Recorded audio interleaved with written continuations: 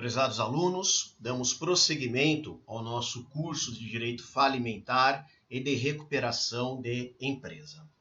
O nosso tema hoje é recuperação extrajudicial. Nós já verificamos que existe a recuperação judicial.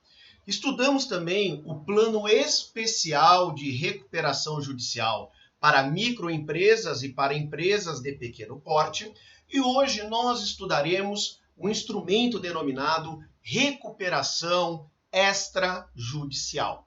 A recuperação extrajudicial, ela tende a ser um instrumento mais rápido, mais simples, menos arriscado e principalmente menos custoso do que a recuperação judicial e do que a recuperação judicial com plano especial para microempresa e para empresa de pequeno porte. O estudo da recuperação extrajudicial da empresa está contida nos artigos 161 a 167 da Lei 11.101 de 2005, que é a Lei de Recuperação de Empresas e de Falência. Vamos iniciar efetivamente o nosso conteúdo. Então, como começávamos a afirmar, esse instrumento, a recuperação extrajudicial, é tratada nos artigos 161 a 167 da Lei de Falência e de Recuperação, da Lei 11.101 de 2005, e de uma forma introdutória e bastante simples, no que consiste essa recuperação extrajudicial. Consiste na possibilidade do empresário, da sociedade empresária, que se encontre em grave situação econômico-financeira, de buscar a sua recuperação através de acordo com os seus respectivos credores. Isto é, o devedor vai negociar diretamente com cada um dos seus credores, objetivando reuni-los num plano denominado Plano de Recuperação Extrajudicial. Formalmente, como aponta a doutrina, nós podemos dizer que a recuperação extrajudicial é uma forma de recuperação da empresa em que o devedor, em crise econômico-financeira, negocia diretamente com os seus credores. Isto é, ao invés de lançar um plano de recuperação judicial para que, depois desse lançamento, depois da publicação do edital, esses credores venham a concordar ou não com o plano de recuperação judicial, aqui nós temos o contrário. Na realidade, o devedor, o empresário ou sociedade empresária devedora, elabora o plano de recuperação e vai apresentar esse plano de recuperação a cada um dos seus credores para que eles possam concordar com esse plano. E após colher a concordância e obter a assinatura desses credores no plano de recuperação extrajudicial, é que será o mesmo apresentado judicialmente para a regular homologação. Então vejam, senhores, que nós já afastamos o risco de, não sendo aprovado o plano de recuperação, como acontece lá na recuperação judicial, ser convolada, ser transformada a recuperação em falência. Aqui não há esse risco. Então, voltemos aqui ao conceito formal. Forma de recuperação de empresa em que o devedor em crise econômico-financeira negocia diretamente com os seus credores acordo para, mediante a aplicação de meios de recuperação, que são aqueles meios previstos no artigo 50 da Lei 11.101, que nós vimos aquele rol contendo 26 alternativas, 26 meios de recuperação, como parcelamento de valores, como a redução de valores, como a modificação da administração, como a alienação de parte de um estabelecimento ou de todo um estabelecimento empresarial. Nós temos lá no artigo 50 um rol enorme de instrumentos que podem ser utilizados para a recuperação, seja ela recuperação judicial, seja ela recuperação extrajudicial. Então aqui na recuperação extrajudicial, que é o nosso objeto de estudo, nós vamos utilizar os meios de recuperação que são previstos lá no artigo 50 da Lei de Falência e de Recuperação. Então, o empresário ou sociedade empresária em declínio, em incapacidade momentânea do ponto de vista econômico-financeiro, vai buscar cada um dos seus credores e vai negociar um plano de recuperação extrajudicial. E uma vez elaborado esse plano de recuperação extrajudicial, uma vez assinado pelos credores, aí sim o devedor, o empresário ou sociedade empresária devedora vai levar esse plano para homologação judicial. Agora, existem alguns limites, existem algumas restrições a esse plano de recuperação extrajudicial. Não é qualquer crédito, não é qualquer credor que vai ser submetido à recuperação extrajudicial. O artigo 163, no seu parágrafo 1º, aponta para nós quais são as categorias de credores que vão ou que podem ser incluídas num plano de recuperação extrajudicial. Então vejam os senhores que nesse rol nós não estamos encontrando, vejam que neste rol nós não encontramos créditos decorrentes da legislação trabalhista ou decorrentes de acidente do trabalho. Vejam que nós não encontramos nesse rol de categorias, nós não encontramos créditos referentes a lançamentos tributários, nós não temos aqui créditos fiscais, créditos tributários, como estando dentre aqueles que podem ser abrangidos por um plano de recuperação extrajudicial. Então, somente algumas categorias de créditos poderão fazer parte de um plano de recuperação extrajudicial. Que categorias são essas? A categoria dos créditos com garantia real, isto é, aqueles créditos cujo credor tem um direito real de garantia, uma hipoteca, ou então uma anticrese, ou um penhor, em que o crédito tem alguma garantia real.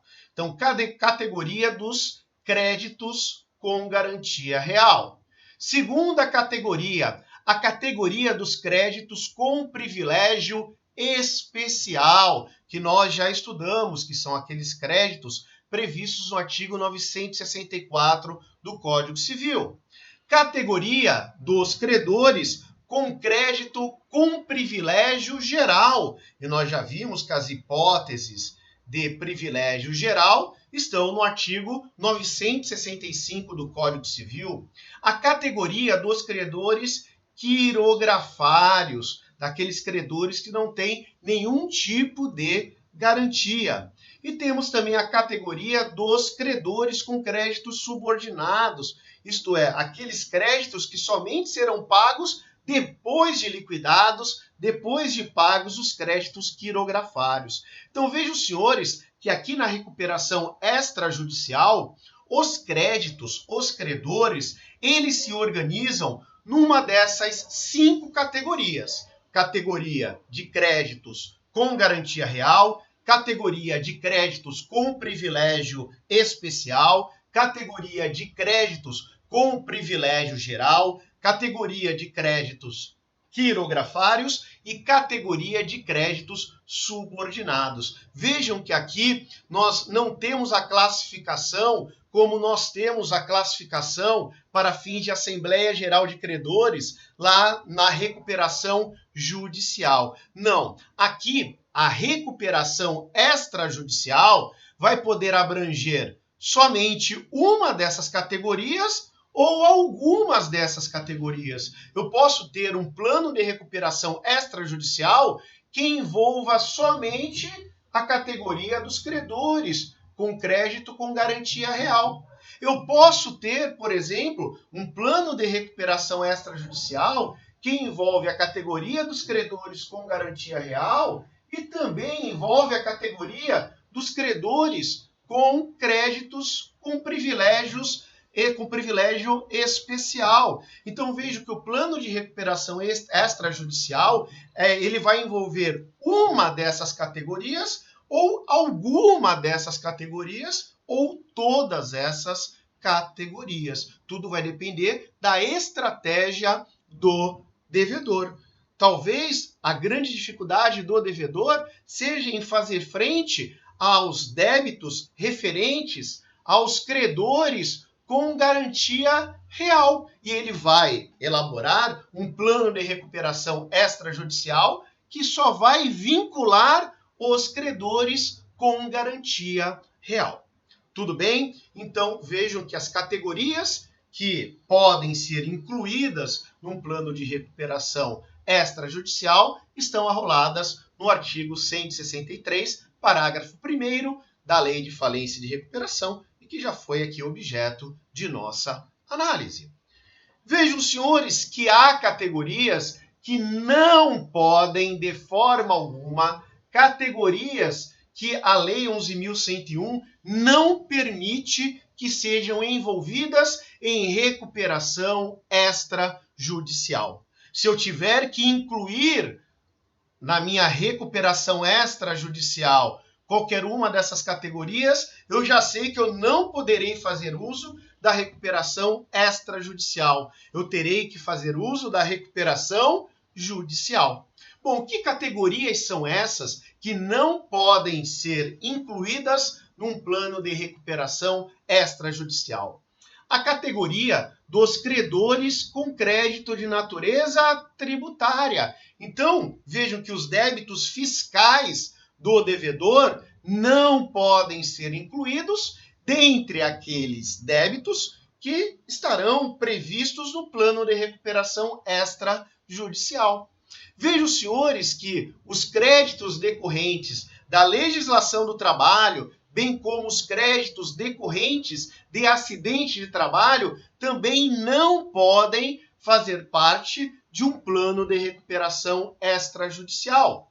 Assim como os contratos de alienação fiduciária em garantia, os contratos de compra e venda com reserva de domínio, também, pessoal, os contratos, os créditos oriundos de contrato de crédito de adiantamento de câmbio, bastante utilizado em exportações. Então, se o crédito tiver como origem um contrato de adiantamento de câmbio para fim de exportação, não pode esse crédito ser incluído no plano de recuperação extrajudicial. Assim como também o arrendamento mercantil, o famoso leasing. O leasing também não pode, os créditos oriundos de leasing não podem ser incluídos no plano de recuperação extrajudicial. Razão pela qual nos sobram exclusivamente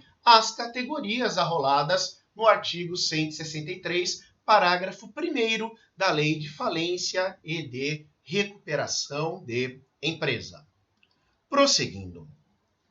Espécies de recuperação extrajudicial. Muito importante isso. Nós podemos ter a chamada recuperação extrajudicial consensual.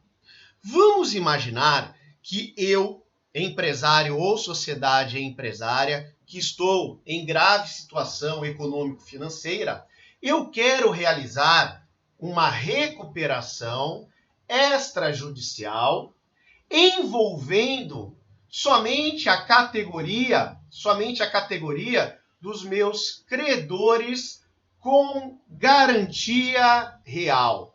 Somente envolvendo credores cujos créditos tenham garantia real, tenham direito real de garantia. O que eu tenho que fazer para realizar essa recuperação extrajudicial de forma consensual.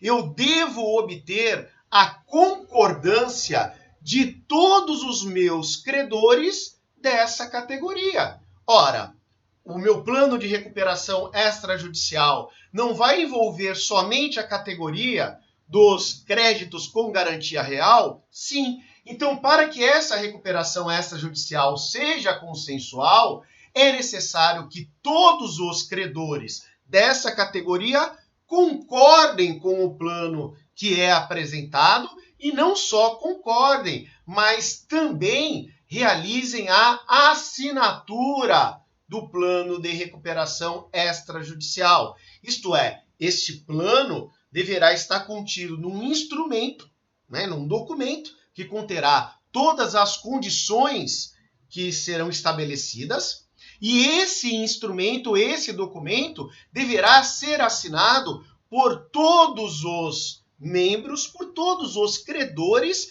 daquela categoria que é envolvida pelo plano de recuperação extrajudicial. Ah, Denis, não. Eu quero envolver nessa minha recuperação extrajudicial não só a categoria dos credores com garantia real, mas também eu quero incluir a categoria dos credores que tenham créditos quirografários. Bom, o que eu tenho que fazer? Para que essa recuperação seja consensual, eu terei que obter a assinatura de concordância no meu plano de recuperação extrajudicial. Eu deverei obter a concordância de todos os credores com garantia real e de todos os credores com garantia, sem garantia, isto é, os credores quirografários. Isto é, para que se realize a recuperação extrajudicial consensual, o meu documento, plano de recuperação extrajudicial, deve ser assinado por todos os credores que compõem cada uma das categorias envolvidas por esse plano de recuperação extrajudicial. Tranquilos até aqui? Bom, prossigamos. Agora imaginem o seguinte, vamos imaginar a situação, vamos imaginar uma situação em que o meu plano de recuperação extrajudicial, ele objetiva envolver somente a categoria dos credores com garantia real. E eu tenho, na realidade, três credores com direito real de garantia, que são A, B e C. Vamos imaginar que o crédito do A, todos esses três, o A, o B e o C, são os credores com garantia real, né? Então, pessoas para quem eu devo e que esses contratos são garantidos por direito real de garantia. Então, vamos imaginar que o crédito de A seja de R$500. Vamos imaginar que o crédito de B seja de R$400. E vamos imaginar que o crédito de C seja de R$100. Pois bem, o que acontece? Elaboro o meu plano de recuperação extrajudicial e eu apresento esse plano para o credor A. E o credor A dá o seu ok. O credor A fala, olha, eu topo, eu assino esse teu plano de recuperação extrajudicial. E aí eu vou ao encontro do credor B, aquele que tem um crédito de R$400. E aí eu pergunto para o BB, você topa esse plano de recuperação extrajudicial? Olha, Denis, eu topo, eu dou o meu ok, eu assino esse plano.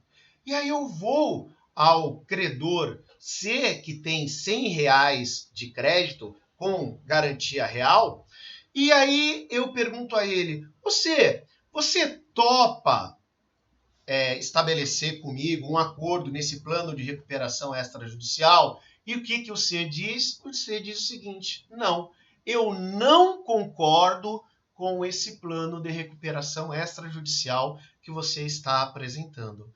Vejam, eu não consegui aqui a concordância de todos os credores da categoria envolvida nesse meu plano de recuperação extrajudicial. Aqui eu citei como exemplo a categoria de credores com garantia real, mas poderia ser uma outra categoria. A categoria de credores com créditos quirografários, a categoria de credores com privilégio, com créditos que tenham privilégio especial. Vejam que se eu não conseguir a concordância de todos os credores que fazem parte da categoria envolvida no plano de recuperação extrajudicial, eu não terei como realizar a recuperação extrajudicial consensual. Porque para ela, eu preciso da anuência, da concordância, da assinatura de todos os credores que fazem parte da categoria que está relacionada nesse plano de recuperação extrajudicial. Eu vou ter que me utilizar da chamada recuperação extrajudicial majoritária. Quando que ela é aplicada? Ela é aplicada quando não é obtida a concordância de todos os credores de uma categoria essa que seja envolvida na recuperação judicial. Puxa, Denis, caramba, nesse caso, somente o C, caramba, ele só tem R$100. Ele só tem, na realidade aqui, ele só tem 1/10 dos créditos com garantia real. Puxa, por causa dele, eu não vou poder realizar a recuperação extrajudicial consensual. Realmente, por causa dele, você não vai poder realizar a recuperação extrajudicial consensual. Mas você pode, nessa situação, realizar a recuperação extrajudicial majoritária. Por quê? Porque a lei determina o seguinte: credores que representam pelo menos 3/5 dos créditos de determinada categoria concordam com a proposta do devedor e assinam o plano de recuperação extrajudicial. Vejam que aqui os créditos dessa categoria envolvida na recuperação extrajudicial, os créditos eram de R$1.000. Desses R$1.000, eu tive a concordância de credores que representam R$900. E eu tive a discordância de um credor que representa somente R$100. Pergunto a vocês, eu consegui a aprovação de credores que representam pelo menos 3/5, que representam mais do que 3/5 do meu débito nessa categoria? Sim, vejam que 3/5 de R$1.000, nós teríamos aqui 1/5 200, 3/5 seriam R$600, né? 3/5 seriam R$600. E eu tenho aqui no meu exemplo, eu tenho credores que juntos têm um crédito de R$900. De 1.900 concordam. Então, eu tenho um número superior a 3/5 dos créditos dessa categoria envolvida no meu plano de recuperação extrajudicial. Se eu conseguir a aprovação de mais de 3/5, isto é, de credores dessa categoria, credores esses que representam mais do que 3/5 do crédito total dessa categoria, eu posso sim realizar a recuperação extrajudicial majoritária. E ela vai envolver todos os credores dessa categoria, mesmo aquele ou aqueles que não concordaram. Então vejo que nesse caso, em razão da discordância de C, eu não tenho como realizar a recuperação extrajudicial consensual. Mas, por eu ter conseguido a aprovação de credores que representam mais de 3/5, que representam mais de 3/5 dos meus débitos, no caso, nessa categoria de créditos com garantia real, eu posso sim realizar a recuperação extrajudicial majoritária, e essa recuperação extrajudicial majoritária vai envolver todos os credores da categoria envolvida na recuperação extrajudicial, inclusive credor ou credores que não tenham concordado com esse plano de recuperação. Então, vejam que essa diferença entre a recuperação extrajudicial consensual e a majoritária é simples, mas é muito importante para que nós possamos bem conhecer o procedimento de recuperação extrajudicial. Vamos prosseguir. Vejam que o artigo 162 da Lei de Falência e de Recuperação prevê a chamada recuperação extrajudicial consensual. Vejam que ela é possível quando há a concordância e a respectiva assinatura no plano de recuperação extrajudicial de todos os credores das categorias envolvidas nesse plano de recuperação extrajudicial. E o artigo 163 prevê a recuperação extrajudicial majoritária. E esse artigo 163 determina que o devedor poderá também requerer a homologação de plano de recuperação judicial que obriga a todos os credores por eles abrangidos. Então, por todos os credores abrangidos pelo plano, desde que o plano seja assinado por credores que representem mais de 3/5 de todos os créditos de cada espécie, isto é, de cada categoria envolvida por esse plano de recuperação extrajudicial. Temos aqui a recuperação extrajudicial majoritária. Prosseguindo. Restrições em relação ao plano de recuperação extrajudicial.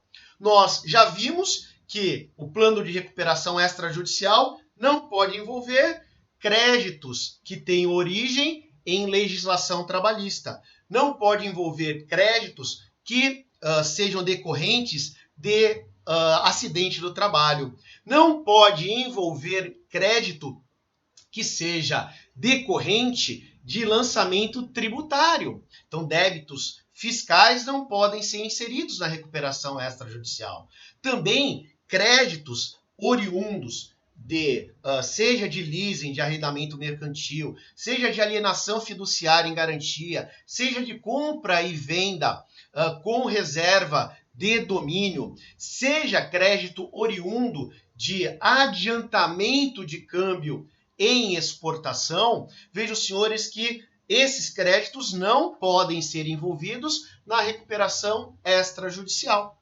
Eu posso utilizar todos aqueles meios de recuperação previstos no artigo 50 da Lei 11.101, mas o parágrafo 2º do artigo 161 traz mais algumas restrições para nós. O artigo 61, no seu parágrafo 2º, determina que o plano de recuperação extrajudicial não poderá realizar o pagamento antecipado de dívidas. Eu não posso prever no plano de recuperação extrajudicial que eu pagarei de forma adiantada em relação à data de vencimento original do débito, que eu vou pagar de forma adiantada aqueles credores que estão envolvidos na recuperação extrajudicial. Então, é proibido o pagamento de antecipação, o pagamento antecipado de dívidas. Esse pagamento antecipado não pode estar inserido no plano de recuperação extrajudicial.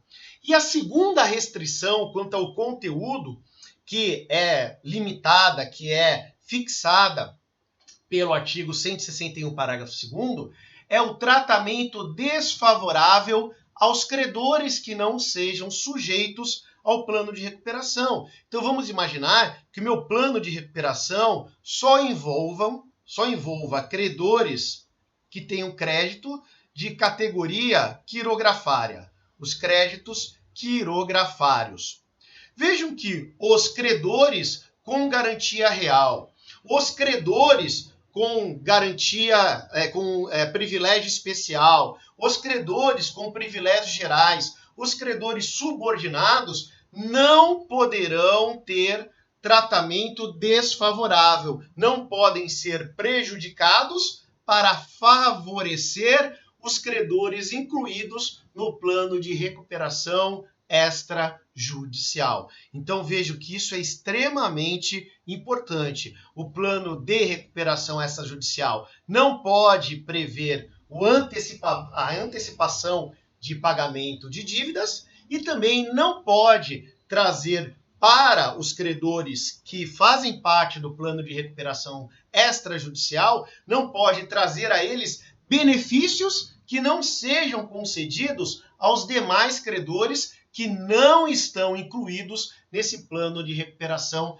extrajudicial. Bom, qual é o objetivo desse artigo 161, parágrafo 2º? O objetivo é a preservação dos direitos dos credores, né? Então, na verdade, aqui a gente tem aquele princípio da preservação dos interesses dos credores. Então, eu não posso ter nenhum credor prejudicado pela realização de uma recuperação extrajudicial que só envolva uma ou algumas das categorias de credores possíveis.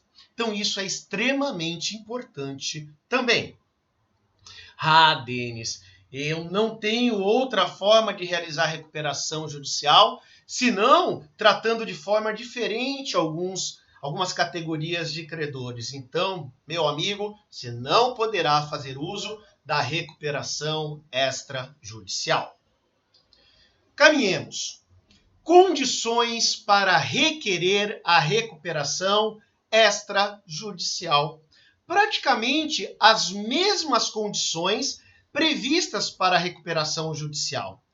Praticamente aquelas mesmas exigências que são impostas no artigo 48 da Lei de Falência para a recuperação judicial. Vamos lá. Primeiro, o devedor ele tem que ser um empresário ou uma sociedade empresária. Porque se ele não for empresário nem sociedade empresária, ele não está vinculado à Lei 11.101. Isto é, ele não está vinculado ao regime de falência e ou de recuperação de empresa.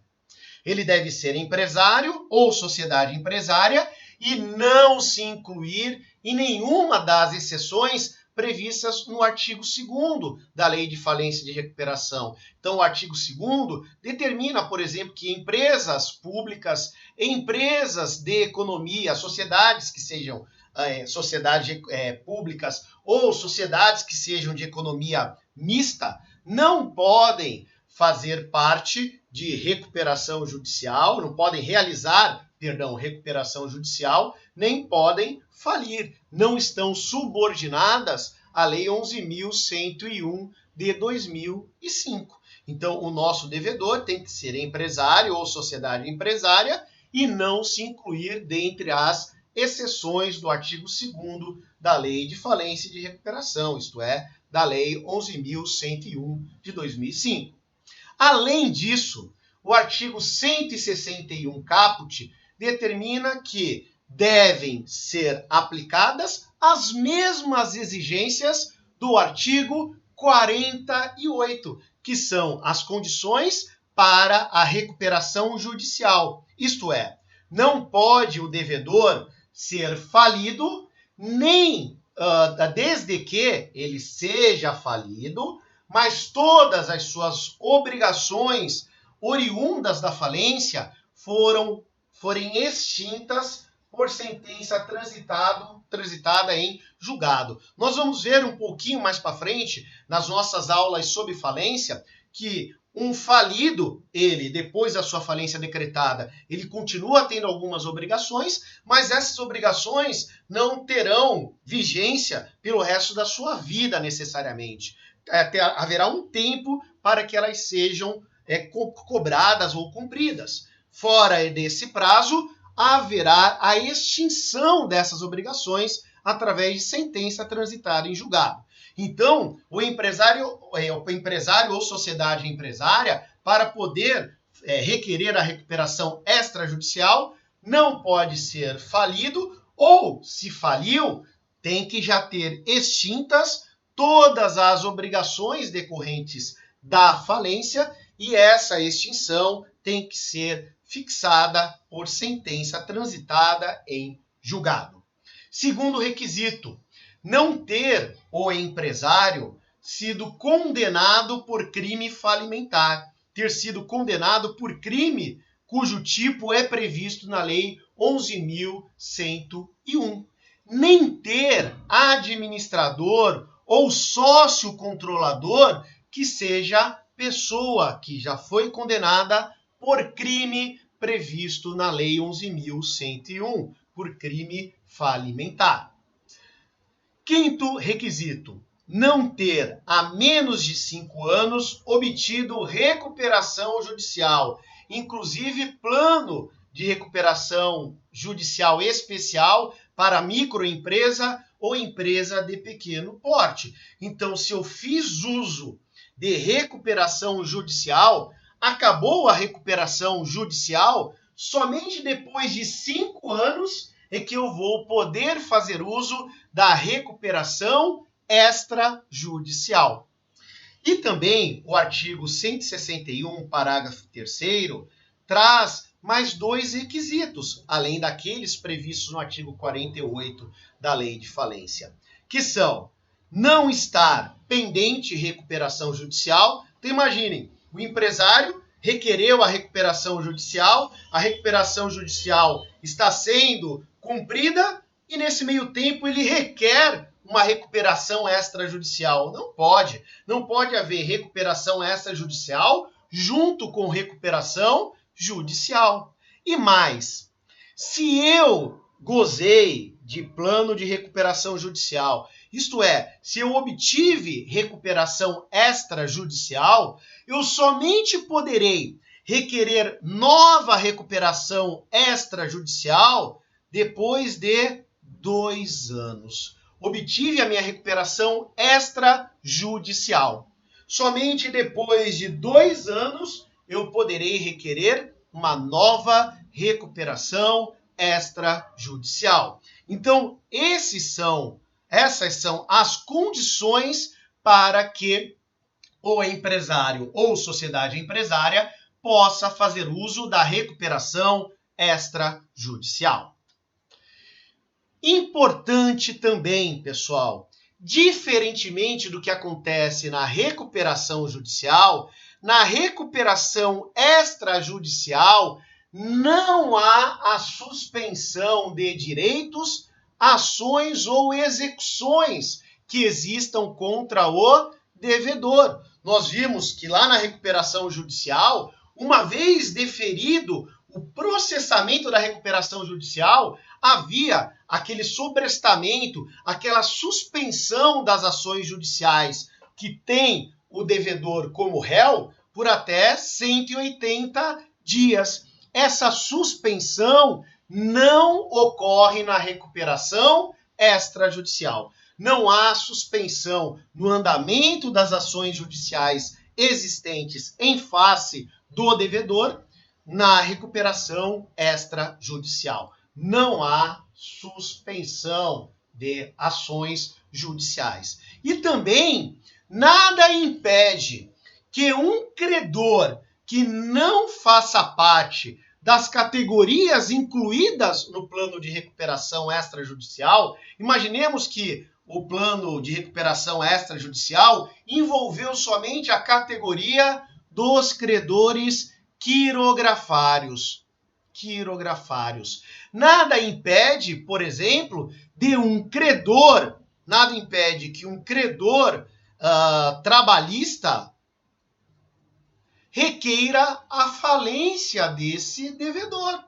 Nada impede que um credor com privilégio especial e que não está incluída essa categoria, categoria dos credores ou de créditos com privilégio especial, não estando incluída no plano de recuperação extrajudicial, esse credor com privilégio especial, ele pode requerer a falência do devedor. Então vejam que aqui já não traz a mesma segurança que de início traz a recuperação judicial. Eu não evito a propositura de uma ação de falência por um devedor que não esteja incluído no plano de recuperação extrajudicial. Vejam que esses dois pontos estão previstos no parágrafo 4º, do artigo 161 da Lei 11.101, né? E já deixo, inclusive, para facilitar do ponto de vista didático, a redação para os senhores. Prosseguindo, pessoal. Desistência dos credores. Imaginemos que eu seja um credor e o devedor veio a mim e disse o seguinte: Denis, eu estou aqui entabulando um plano de recuperação judicial que vai envolver a categoria dos credores com créditos com garantia real. E você, Denis, é um desses credores. Denis, você concorda com esse plano de recuperação extrajudicial? E eu falo, ok, eu concordo com esse plano de recuperação judicial. E aí eu vou lá e assino o plano de recuperação extrajudicial do meu devedor. E no dia seguinte, o que acontece? No dia seguinte eu me arrependo por algum motivo. Cheguei em casa, falei para minha esposa e ela veio com um rolo de macarrão para cima de mim, falando: você é doido, Denis? Como é que você pôde aceitar esse plano de recuperação extrajudicial? E aí eu vou e tento desistir dessa minha adesão ao plano de recuperação extrajudicial. Em regra, eu não posso desistir desse plano de recuperação, a não ser que haja a anuência, a concordância expressa de todas as demais pessoas que assinaram esse plano de recuperação extrajudicial. Então, eu não tenho liberdade para desistir. E vejam que aqui eu estou falando em desistência. Eu não estou falando em anulação da minha anuência. Essa minha anuência pode ter sido obtida mediante coação ou mediante qualquer outro tipo de vício do consentimento, e aí eu posso pleitear a nulidade ou a anulação desse meu ato de anuência. Não é disso que estamos falando. Nós estamos falando da desistência. Para que eu, credor, que concordei com o plano de recuperação, para que eu desista dessa concordância, dessa anuência que eu dei, tem que ter a concordância de todas as demais pessoas que assinaram o plano de recuperação extrajudicial. Prosseguindo. Petição inicial. Vejam que o plano de recuperação extrajudicial, ele, para ser homologado pelo Poder Judiciário, obviamente que esse plano de recuperação extrajudicial terá que ser levado à homologação. E isso será feito através do exercício do direito de ação. O direito de ação, o direito de impor ao Estado que ele, Estado, solucione uma lide ou exerça a jurisdição voluntária é exercido através da chamada petição inicial. Terá que ser elaborada uma petição inicial. Essa petição inicial, ela vai ter que seguir os requisitos genéricos da petição inicial previstos no artigo 319 do Código de Processo Civil. Mas, além desses requisitos gerais, também essa petição inicial deverá respeitar alguns requisitos específicos. Então, se for uma recuperação extrajudicial consensual, em que todos os credores da categoria ou das categorias envolvida ou envolvidas no plano de recuperação judicial, se todos eles assinaram o plano, essa recuperação extrajudicial vai ser consensual. E a minha petição inicial, em que eu vou requerer a homologação desse plano de recuperação extrajudicial, a minha petição inicial, além dos requisitos do artigo 319, os dados do autor, os dados do réu, exposição dos fatos, fundamentação jurídica, a apresentação das provas a serem produzidas, a indicação do valor da causa, isto é, além de todos os requisitos gerais, também deverá haver a justificativa, eu devo fazer conter na minha petição inicial a justificativa da necessidade da recuperação, né, o porquê que eu preciso dessa recuperação extrajudicial, e eu tenho que também juntar a essa minha petição inicial, eu tenho que juntar o plano de recuperação extrajudicial. Eu tenho que trazer, anexar a essa minha petição inicial o documento que traz o plano de recuperação extrajudicial assinado por todos os credores das categorias envolvidas por esse plano de recuperação extrajudicial. Agora, se eu não obtive a concordância de todos os credores da categoria envolvida nesse plano de recuperação extrajudicial, mas eu consegui a concordância e assinatura de credores que representam mais do que 3/5 dos créditos dessa categoria. Então, eu posso requerer a recuperação extrajudicial majoritária, como nós já estudamos. Só que a petição inicial vai ser um pouquinho mais complexa. Além dos requisitos que são impostos para a recuperação, para a petição inicial da recuperação extrajudicial consensual, além desses dois requisitos, justificativa da necessidade de recuperação e do requisito, o documento, a juntada do documento, do plano de recuperação extrajudicial, além desses dois requisitos, há outros 3 que são impostos pelo artigo 163 da Lei de Falência e de Recuperação, que são a exposição da situação patrimonial do devedor. O devedor, na petição inicial, deverá indicar qual é a sua situação patrimonial, né? Isso é, qual é a sua situação em termos de ativos e de passivo. Ele também deverá apresentar as suas demonstrações contábeis relativas ao último exercício social, bem como ele deverá juntar demonstrações contábeis produzidas especificamente para esse pedido de recuperação judicial.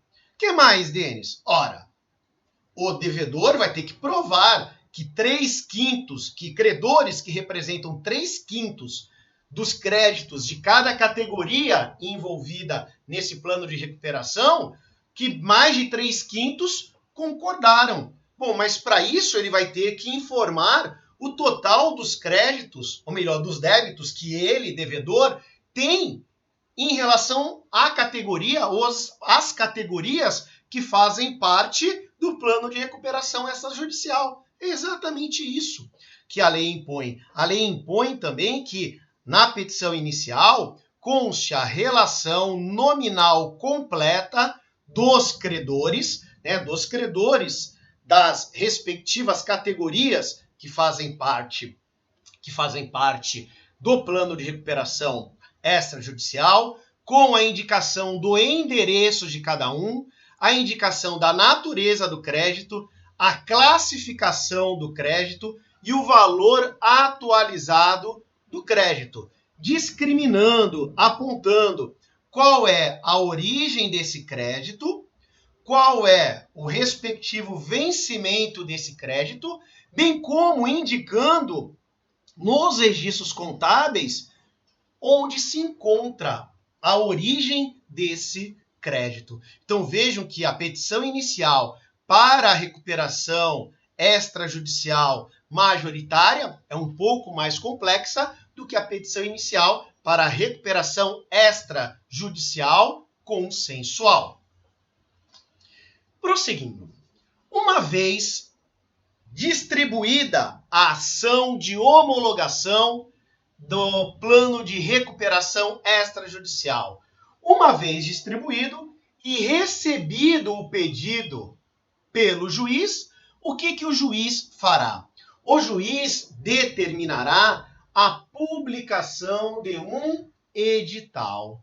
Esse edital, ele deverá ser publicado na imprensa oficial e, além de ser publicado na imprensa oficial, também deverá ser publicado em jornal ou jornais de grande circulação em caráter nacional ou de grande circulação no local ou nos locais da sede e das filiais do devedor. Né? Vejam, lei de 2005. Já merecia aqui uma revisão, né? Até para tornar-se mais econômico o procedimento, permitindo aqui edital pela internet. Mas, infelizmente, o texto legal, o artigo 164, não dá essa abertura. Né?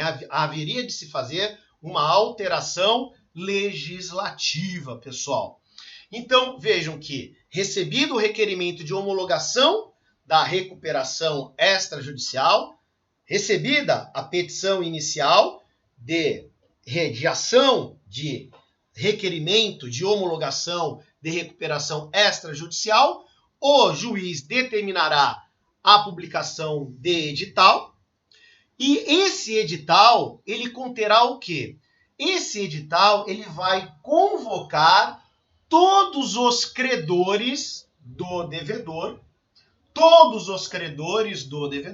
inclusive aqueles que não façam parte de categoria envolvida no plano de recuperação extrajudicial. Esse edital serve para convocar todos os credores do devedor para que eles, credores, em querendo, apresentem impugnação a esse plano de recuperação extrajudicial.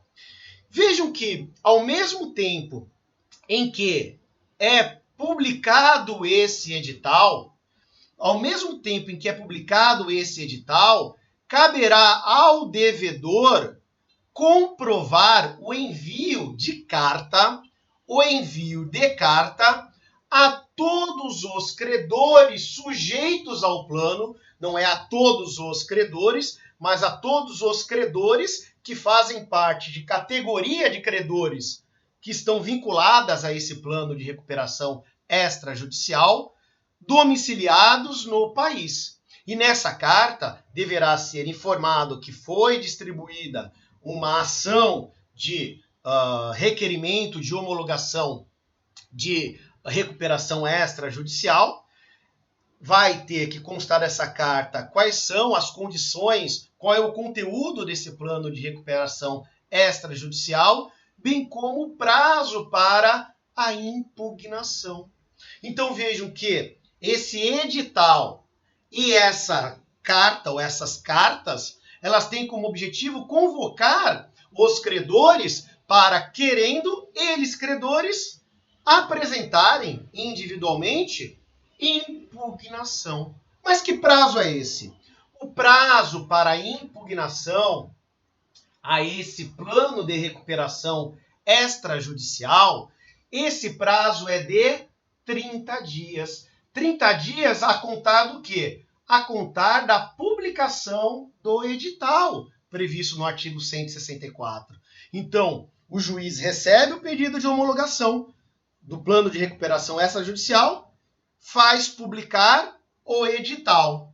A partir da publicação desse edital, passa a correr um prazo de 30 dias, que é o prazo para que qualquer credor possa impugnar esse plano de recuperação extrajudicial. Só que as matérias de impugnação, os temas que podem ser discutidos nessa impugnação, eles são limitados, eles são limitados e delimitados no parágrafo 2º do artigo 164. Então, o que eu, como credor, pode-se utilizar como argumento para impugnação ao plano de recuperação extrajudicial? Eu posso afirmar que não foi preenchido o requisito de mais de 3/5. Imaginem os senhores que seja um plano de recuperação extrajudicial majoritário e não consensual. Eu, credor, posso impugnar esse plano afirmando que não houve a anuência de credores que representem mais de 3/5 dos créditos de cada uma das categorias envolvidas no plano de recuperação extrajudicial. Eu posso alegar, ou melhor, eu posso impugnar, eu, credor, posso impugnar o plano de recuperação extrajudicial, afirmando que, na verdade, o que está tentando o devedor é dilapidar o seu patrimônio. E o artigo 94 da Lei de Falência e de Recuperação de Empresas traz uma série de hipóteses que se configuram como atos de dilapidação de patrimônio. Eu, credor, posso impugnar, dentro desse prazo de 30 dias a contar da publicação do edital, eu posso impugnar o plano de recuperação extrajudicial, afirmando, fundamentando, que o devedor está praticando atos com a intenção de prejudicar os credores. O artigo 130 da Lei de Falência e de Recuperação prevê que o devedor não pode praticar durante a recuperação judicial ou extrajudicial, não pode praticar atos que tenham como objetivo prejudicar os credores. Então eu posso impugnar o plano de recuperação extrajudicial apontando que o credor está praticando atos com a intenção de prejudicar os credores. Ou então eu posso alegar o descumprimento de qualquer outra exigência prevista em lei.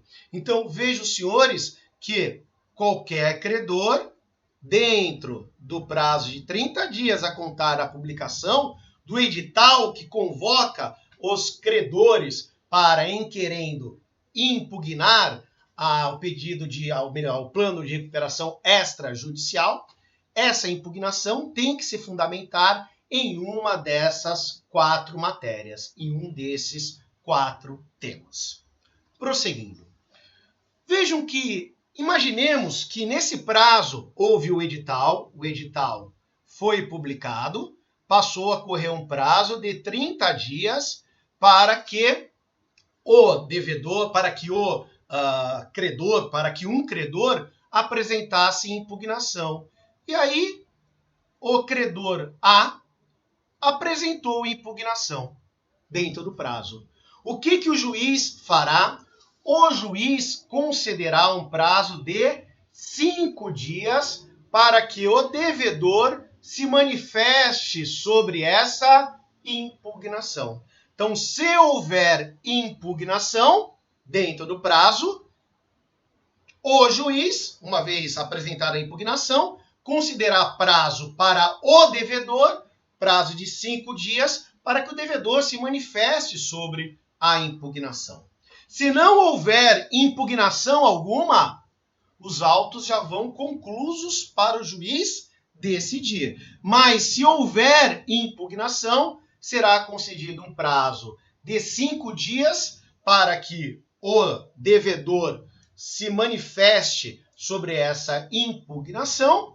E depois desse prazo de 5 dias, o que acontece? Na forma do artigo 164, parágrafo 5º, uma vez decorrido esse prazo de 5 dias, os autos serão levados à conclusão imediatamente ao juiz para a apreciação das impugnações. E aí o juiz decidirá, também no prazo de 5 dias, sobre o plano de recuperação sobre o plano de recuperação extrajudicial, por favor.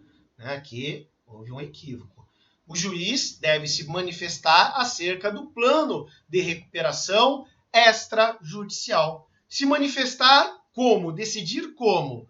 Pela homologação desse plano de recuperação extrajudicial e homologando esse plano de recuperação extrajudicial, ele está julgando procedente a ação. Vejam que o juiz ele vai decidir por sentença acerca da homologação ou da não homologação do plano de recuperação extrajudicial.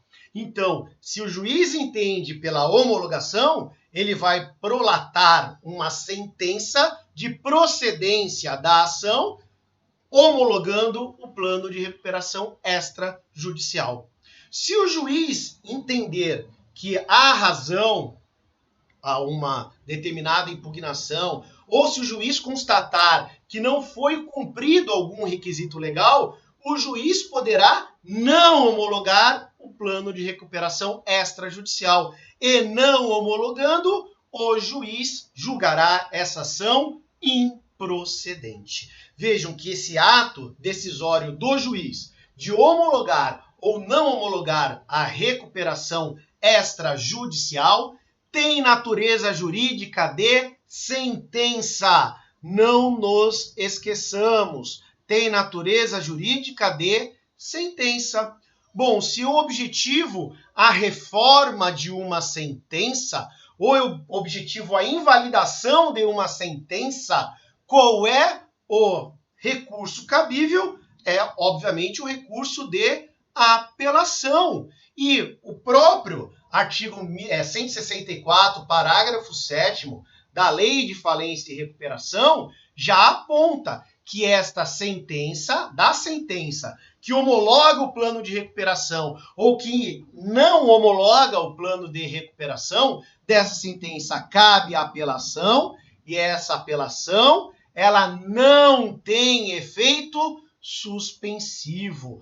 Essa apelação ela vai ser recebida somente no efeito devolutivo. Efeitos do plano de recuperação extrajudicial. Então, o plano de recuperação extrajudicial só passará a gerar efeitos a partir da sua homologação. Antes da homologação, esse plano de recuperação extrajudicial não gera efeitos. Bom, Denis, mas e aí? Não houve a homologação do plano de recuperação extrajudicial. Por algum motivo, o juiz não homologou o plano de recuperação extrajudicial. O que vai acontecer? Ora, o que vai acontecer é que as partes retornarão ao status quo ante, isto é, os credores voltarão a ter as suas obrigações, voltarão a ter os seus créditos, né, vinculados a obrigações da forma original, como eles foram pactuados antes do plano de recuperação, né, como se voltasse no tempo e o credor voltasse a ter o crédito que ele tinha antes de assinar o plano de recuperação extrajudicial, né? E se ele já recebeu algum valor a título de cumprimento do plano de recuperação extrajudicial, ele terá que devolver, terá ou que devolver, ou então haverá um abatimento do valor do seu crédito. Isso é muito importante, né? Então, voltam as partes ao status quo ante. Bom, mas eu requeri a recuperação extrajudicial, mas o juiz não homologou. Eu posso novamente, corrigindo aquilo que está errado, eu posso novamente requerer a recuperação extrajudicial se eu cumprir todos os requisitos, todas as condições, eu posso, porque a sentença que não homologa, a sentença de improcedência dessa ação, né, que é a sentença que não homologa o plano de recuperação extrajudicial faz somente coisa julgada formal. Não faz, isso é importante, não faz coisa julgada material. Isto é, nada impede que eu proponha essa ação novamente, que eu requeira novamente essa recuperação extrajudicial.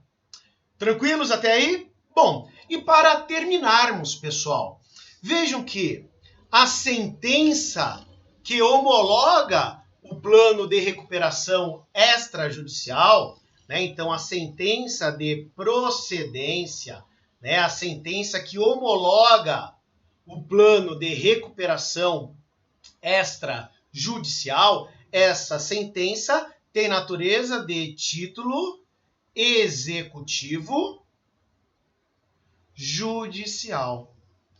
Bom, Denis, e se não for cumprida alguma obrigação do plano de recuperação extrajudicial que foi homologado? Se o devedor deixar de cumprir alguma obrigação, vai acontecer aquilo que acontece normalmente na recuperação judicial, que é a convolução da recuperação judicial em falência, a transformação da recuperação judicial em falência? Nananina não. Na recuperação extrajudicial, uma vez homologado o plano de recuperação extrajudicial, se o devedor descumprir qualquer obrigação contida desse plano de recuperação, o credor prejudicado pode promover ação de execução contra o devedor, objetivando o cumprimento da obrigação, ou poderá requerer em ação autônoma, poderá requerer a falência do devedor, mas não ocorrerá de forma automática a convolução da recuperação extrajudicial em falência. Isso não vai acontecer. Terminamos aqui o nosso tema recuperação extrajudicial e terminamos também aqui a nossa temática recuperação de empresa. Muito obrigado pela atenção de todos.